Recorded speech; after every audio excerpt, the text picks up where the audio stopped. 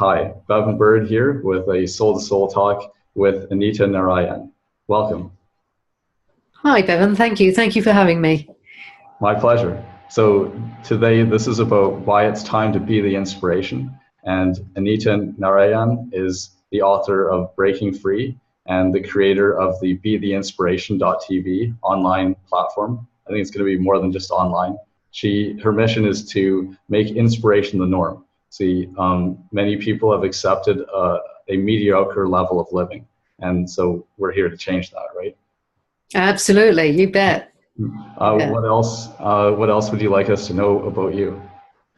Yeah. Oh, well, I live in the UK, so I'm over the pond from you in Mexico, and born and bred here. My parents were from the Fiji Islands. Their parents from India, so I've got a quite colourful background.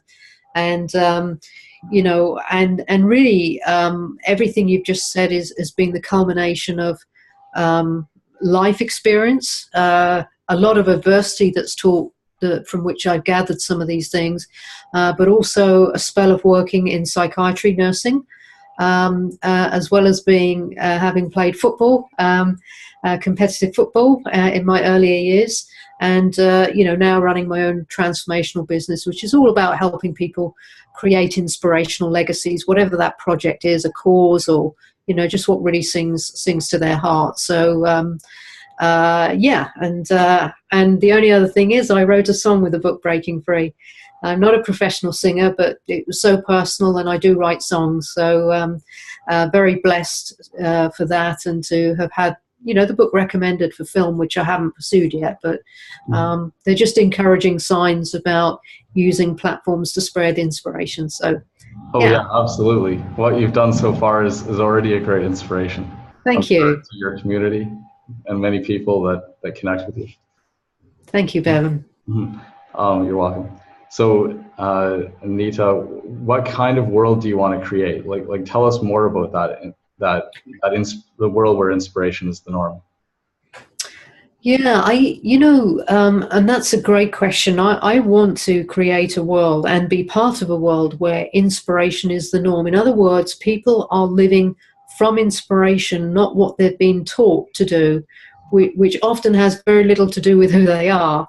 And for me, inspiration it's those things, those people, those activities, which when you engage with, really you feel a sense of life. Inspiration in one definition is that life force that goes within you, and is very little to do with the head often.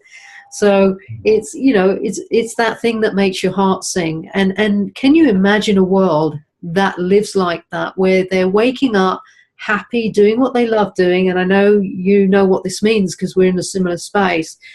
And I often see, to paint a contrast to why I think it's time to be that, we live in a world that by and large is a highly educated world.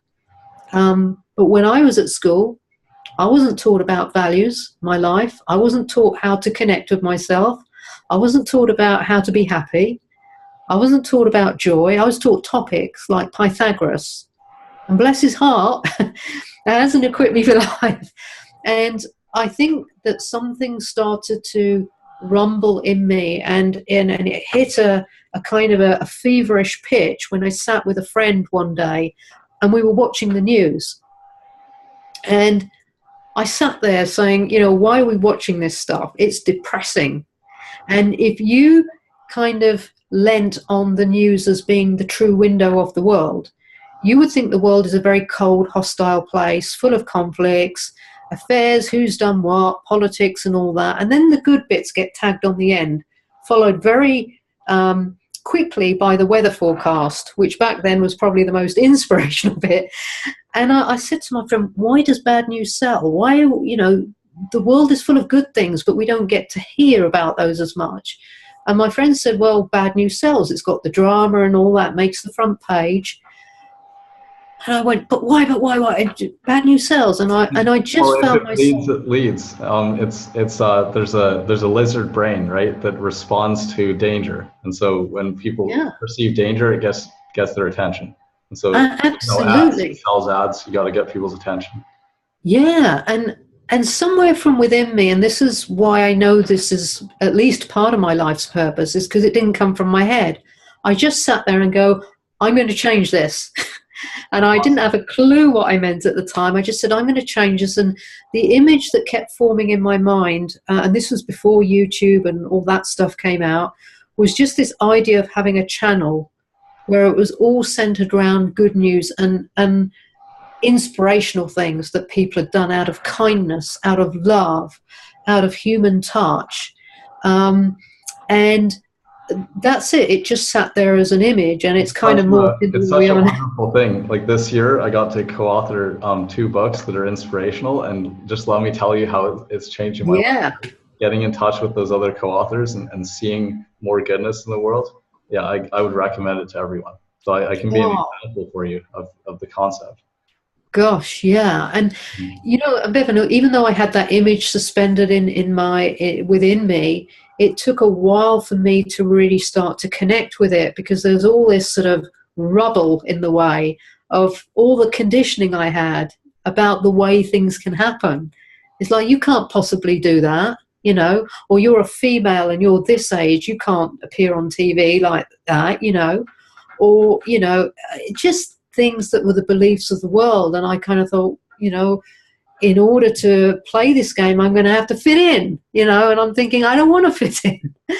I just want to be me. And so there was you know, it was that period of discovery, if you like, shedding the stuff that didn't feel like me, and learning to just be myself and carve from my heart, as I call it. It hasn't been easy. I've, you know, a bit like, I know we had a chat about how you talked about selling your soul, and you find yourself going off on a tangent, and it's not deliberate necessarily. It's just that we take on board the conditioning of the world, and it's very, very true for me. And it took me quite a while, quite a few years, to start to really go for it. And part of that journey was my book, Breaking Free, bringing my inspiration first, because inspiration, you don't get away with it if you're not leading from it. You can't spread inspiration if you're not living an inspired life. It's really hard, because the nature of it is demonstration. So really, that's a world that I want to see. I want to create, to go back to your question, or be part of creating, because it's bigger than me, is a world in which we're all coming from a place of love, not fear. Yeah. Because for me, love is it's not just the highest, you know, kind of like, it's a very highly creative state, not just a high vibrational state. It's a very highly creative state. And I've noticed when I create from love, as opposed to, I feel I have to do this, there's a big difference. Going with the flow, being Going free. with the flow. Yeah. When I was starting a new book called Anyone Can Create, and I was doing the table of contents, I gave myself 5 minutes to record, but that wasn't a pressure thing. That was a creative exercise. It's not like I had to do it right now. It's that when I was in the right energy, then I would record for 5 minutes. It's because I didn't have a pen that worked with me. So I said, I'll do it with audio. And then what actually inspired me to start the 5 minute timer, was recognizing my own free will. And so then I started it with that concept. Yeah. Oh, wow, wonderful. Yeah, absolutely. And you've got Breaking Free. That's the title of your book. So I'd love to hear that story, or maybe before we go into that, like you were saying, how you kind of got into being inspired, right? You said it was difficult. So what are some things you did? Well, you know what? It actually wasn't anything I did. It's like life threw it at me. Life threw me a curveball, and it came in the form of tragedy. And really, you know, when you say what did I do, it's actually connected with the message in my book, because the message in my book is part of that discovery. And it came to me in the form of a curveball. And I lost my brother at 23. He died from a brain hemorrhage, and he died on my mother's ward. She was an intensive care nurse. And that was my first, he would have been 23, so I would have been 21. And that was my first kind of almost cruel reminder that life is short enough. And it seemed very unfair.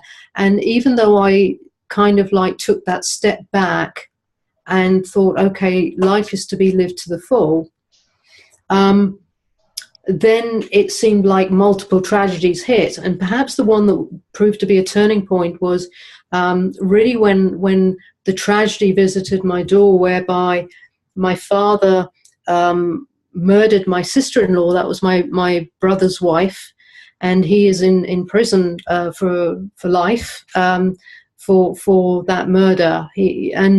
And he had a gambling addiction. That was the thing behind that. When my brother died, he had an insurance policy that would have expired, and his wife would have got that. They had a son on the way.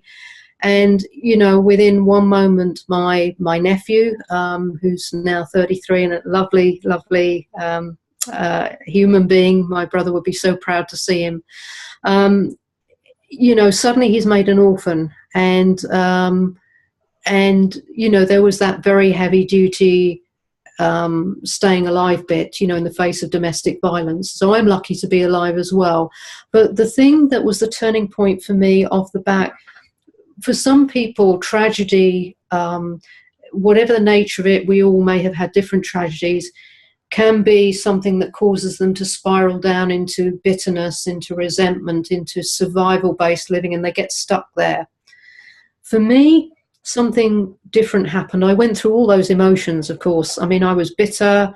I couldn't imagine waking up with a smile on my face anymore, because my dad, in my former years, was my closest relationship. And this was just unlike any grief I'd ever experienced before. It was different. But the thing that led to uncovering what happened, I had a dream in the night whilst I was doing my nurse training. And that dream revealed that something really horrible was about to unfold, for want of a better term.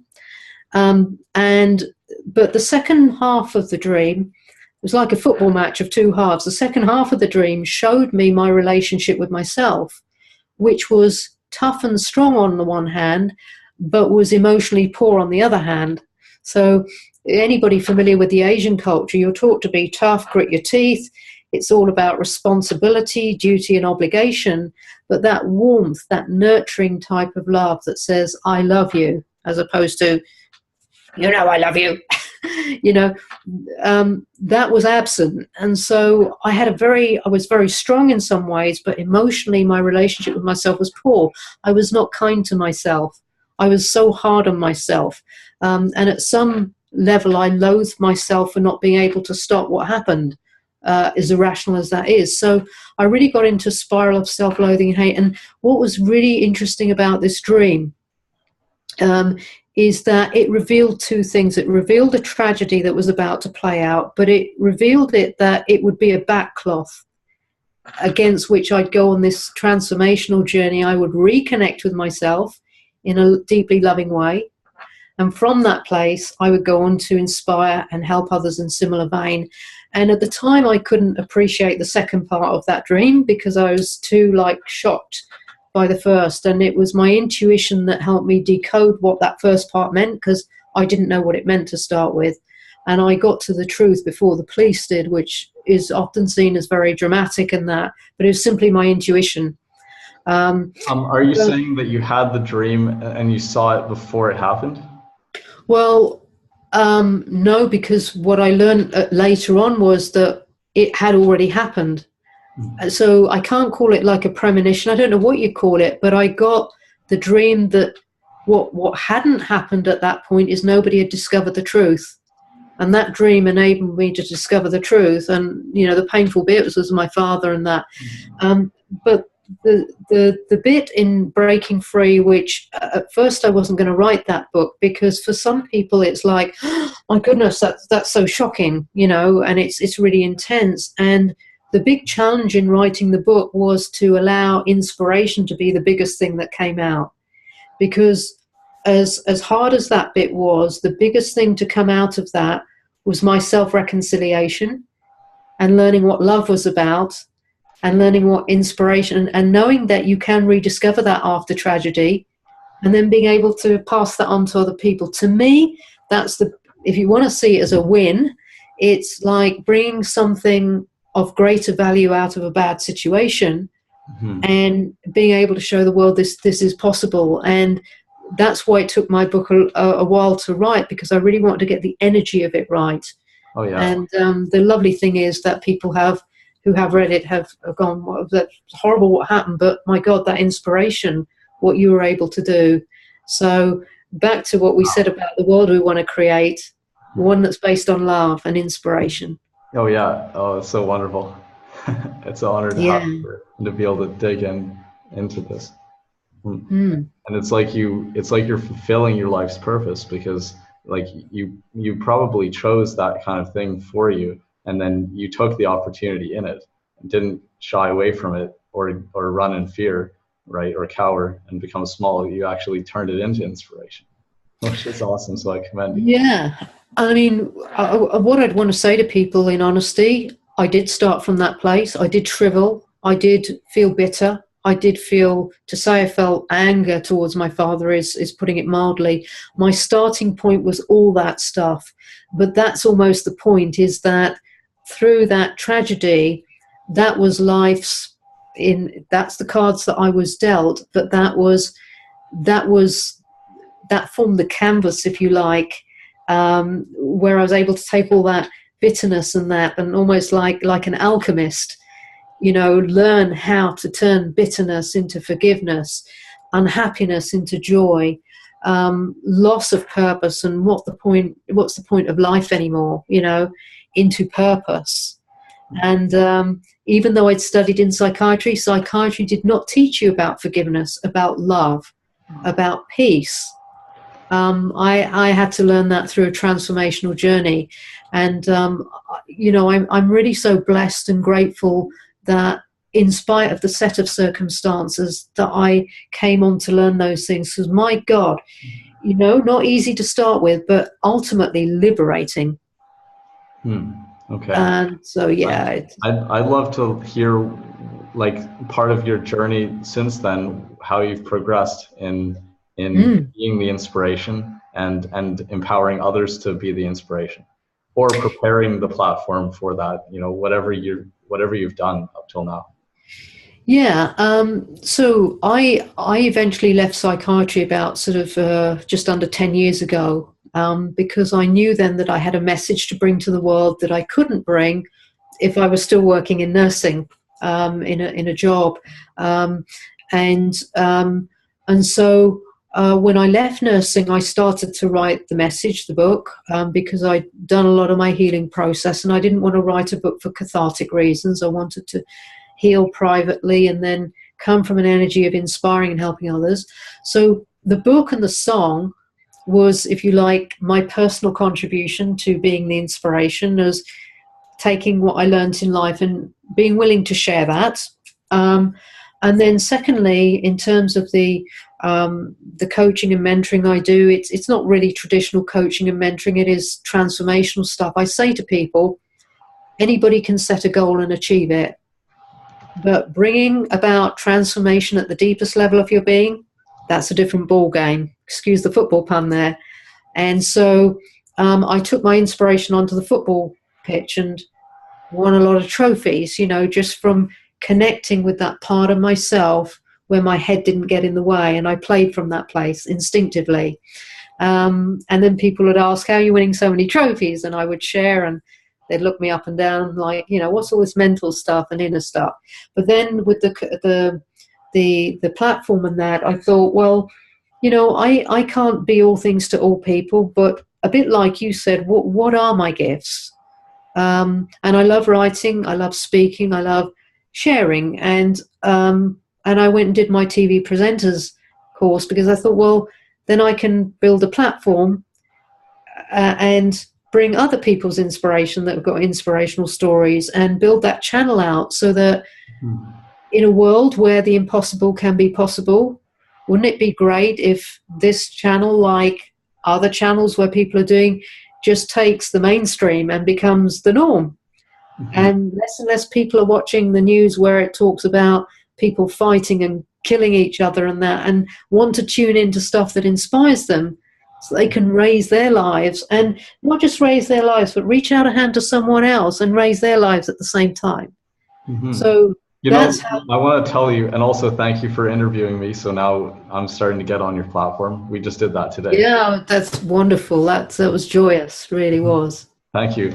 For me too. I wanted to say that is happening. It may be in pockets, right? Because I Yeah. noticed there's this lady who's a doctor of divinity, Dr. Erin Haspel, and she's one of the three hosts on a show. I think it's Good Morning La La Land, like in LA, and they say like they put a positive spin on the news. So I think it's happening in It pockets. is. And the lovely thing, Bevan, is like technology has brought a lot of those possibilities because look, here we are talking across the globe because of the internet, and with YouTube now, it's as somebody said to me, it's like more of a meritocracy, where people don't have to kind of think, right, okay, in order to build a channel, I need to go out here and do. You can just start on YouTube, and like you say, there are many wonderful people who are starting to use media platforms as a force for good, as some people say.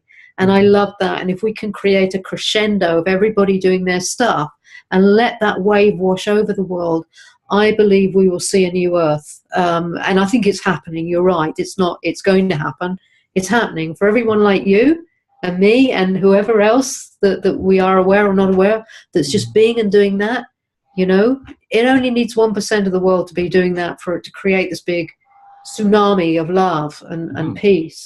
And that excites me. Lilu Masi is doing it, and Oprah. A lot of people know Oprah. Yeah. Uh, Yeah. is there more in your story, in your development that you've been doing, preparing and moving forward? Yeah, it's really, I mean, the principle of this is when life gets complicated, I ask myself, what am I here to be and do? And it is in that order. What am I here to be and do from a place of beingness? That's why I've called it Be the Inspiration. Hmm. Because a lot of people get caught up in I've got to do this, do this, and they don't give enough attention to their being, like you say, being out with nature. Yeah. And I when you're in noticed that even for myself, like making yourself do too much in one day. We overestimate what exactly. we can do in a day, and we underestimate what we can do in a week or a year, that kind of thing.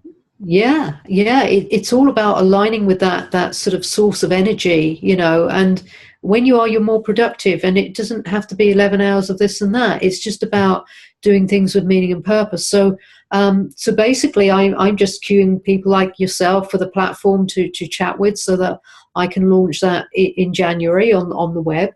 And in terms of my kind of my work around that theme of inspiration, and tapping perhaps back into the mentoring and coaching thing, it's really kind of helping visionaries or social entrepreneurs or individuals who have some sort of legacy project they want to create, whether helping them bring their message to book, and not just to be a bestseller, I mean to make a deep impact, and then taking that to documentary and film if they want to do that, simply because media is a great way to make a global impact, in documentary and film.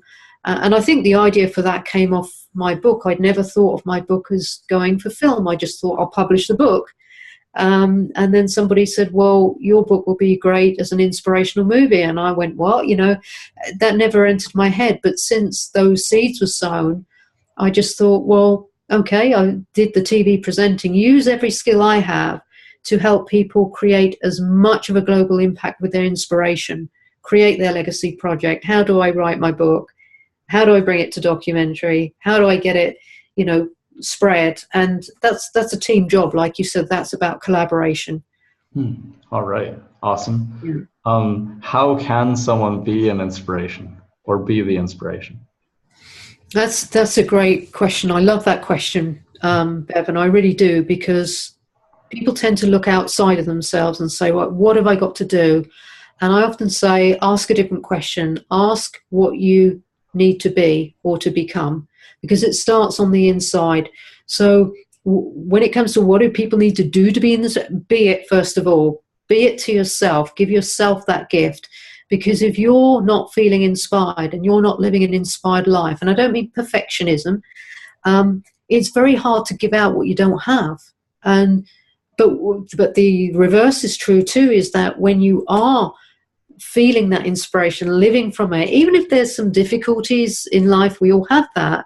But when you feel that at the core, it becomes easier to do the doing bits that are necessary to spread your project or to spread your word, because it's just now a natural extension. So the first thing is to, if you're not doing this, is to give yourself a fresh experience of yourself, whereby you can come alive, you feel like full of passion and love and life again, and connect with those things that inspire you. So that's the first place to start. Give yourself the gifts. And then, as you and I have discussed in numerous conversations, give themselves a break from doing whatever they're doing, the everyday grind or whatever, a break from all the usual things, and stop all the negativity too, or the self-criticism, right? And then just look at the positive of yourself and be inspired by nature or whatever. I don't know. Yeah, and you gave a wonderful example when you talked about being with nature. Nature is probably one of the most powerful ways to help you connect with yourself if you feel disconnected. And so, yeah, whether it's taking that pause in your diary, or whether it's just simply inwardly that you start to appreciate who you are, because we are so much more than we've come to believe we are. I mean, and that's just back to connecting with who you truly are, not somebody else's version of you, who you are that makes your heart sing. And from a place of love, become, as I wrote in the book, Breaking Free, somebody said, well, how do you do that? I said, well, one way would be learn to become your best friend, to give a down-to-earth example. So think of a best friend, because thinking of family sometimes for some people is difficult because of dysfunctional families and that, but a lot of us have somebody that's a close friend or a best friend. Well, think how you are to them. Are you like that to you? And if not, that shows you some of the gap that you need to close. So start with you, come back on side with you, start to love yourself and become your best friend. And then, like, we've discussed before, is just kind of start to, whether you capture it down on paper or whatever your way of doing things, is to really identify what inspires you, that you would want your lifestyle to be about, and that you can turn into work, your life's work or your business, if you want to term it that way. There's a natural progression that comes from doing it that way versus doing it the other way around. Oh, so to come from who you are first. Yeah, I mean, I've done things in life that I've been really good at and then not fulfilled at. And what was missing was I was disconnected with myself. Yeah. Oh, yeah, that's the most important thing. That will make us happy and fulfilled. Yeah. I call it become intimate with the infinite. And I love that. You can do it the other way around. I'm not saying that you can't, but what I've discovered is if you do that, you normally hit some roadblocks because you're not answering the call of your heart and your soul. You're starting from out there, but out there gets created from in here. Yeah. We're just projecting, and life is a mirror. So it's like going within and connecting with yourself, and what kind of world do you want to create, kind of thing. What do you want to see? Yeah, absolutely. And I don't know about you, Bevan, but I find when I do that, and there are times I go off center, I'm not the finished article. I will never see myself as the finished article. But the more I go on this path and the more I grow and the more I discover, the more I find that when I align in that way, where I just go within and connect with myself from a loving place and the source of who I am, whether you call that your creator, God, the universe, I find that what I do becomes more effortless, because I'm flowing from that place.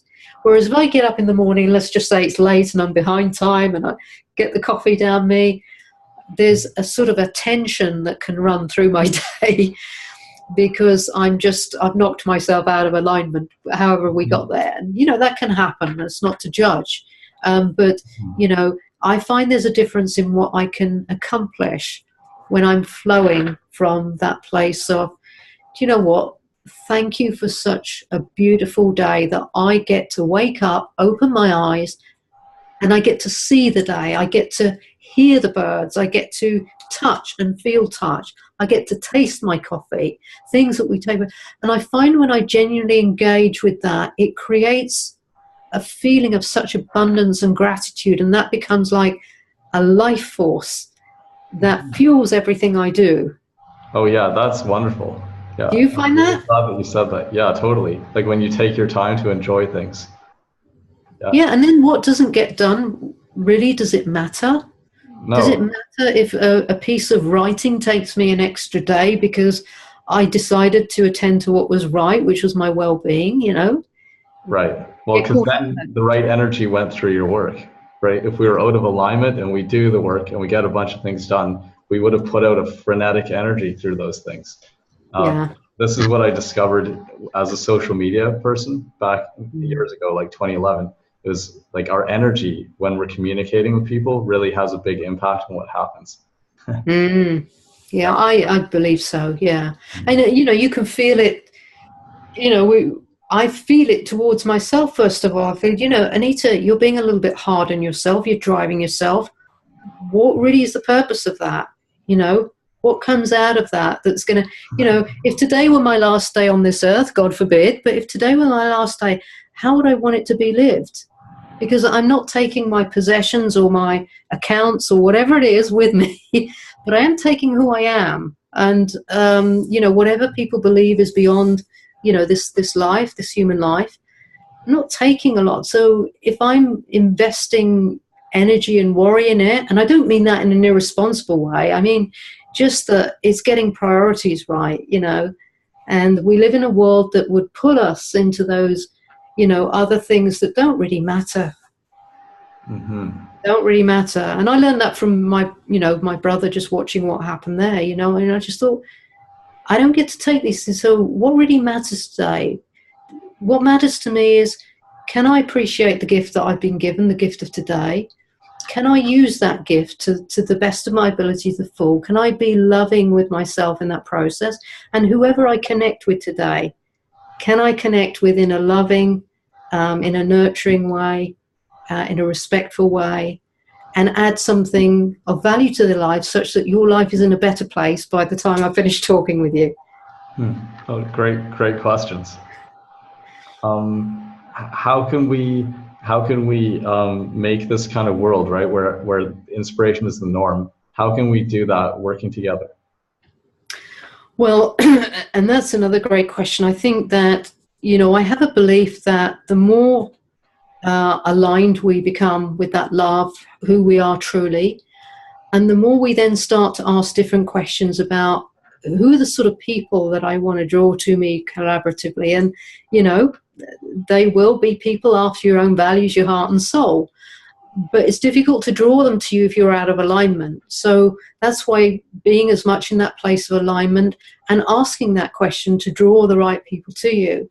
And I know that's not always straightforward. Sometimes we feel we've done that, and then we have experiences that aren't very happy ones or whatever. And they're all learning and growth. That's, to me, I see that as, okay, how can I become more wise and discerning? But I think putting the question out there, Bevan, is the next thing, is saying, what sort of person do I want to collaborate with?